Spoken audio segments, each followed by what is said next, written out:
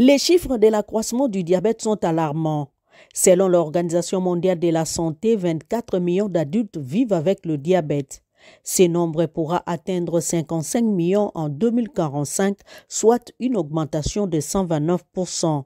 En République démocratique du Congo, la prévalence varie entre 3,5 et 14%. D'ici à 2030, le diabète sera la principale cause de mortalité en Afrique.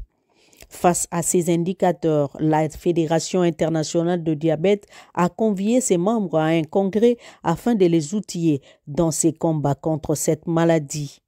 Les participants délégués des 240 associations venues de 160 pays ont résolu d'alerter le monde des dangers liés au diabète. L'IDF, la Fédération internationale du diabète, est une organisation qui représente actuellement plus de 240 associations nationales de diabète dans plus de 160 pays. Et l'IDF fait plusieurs activités. Elle est active dans la sensibilisation du diabète avec la campagne de la Journée mondiale du diabète qui est organisée chaque année en novembre. On fait beaucoup d'activités d'advocacy, de plaidoyer. On fait du lobbying auprès des Nations Unies, de l'Organisation mondiale de la santé.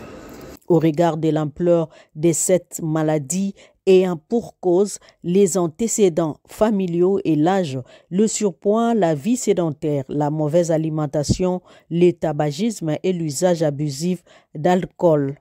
L'IDF peaufine des stratégies afin d'apporter la bonne information pour épargner un bon nombre de personnes du diabète. On fait beaucoup d'activités d'éducation, soit pour les professionnels de la santé, soit pour les personnes atteintes de diabète. On a un projet qui s'appelle l'école du diabète de la FID, le IDF School of Diabetes, qui est une plateforme qui offre des cours sur le diabète, soit pour les professionnels de la santé, soit pour les personnes atteintes de diabète. Et le but de cette plateforme est de faciliter l'accès à l'éducation pour toutes les personnes qui travaillent sur le diabète.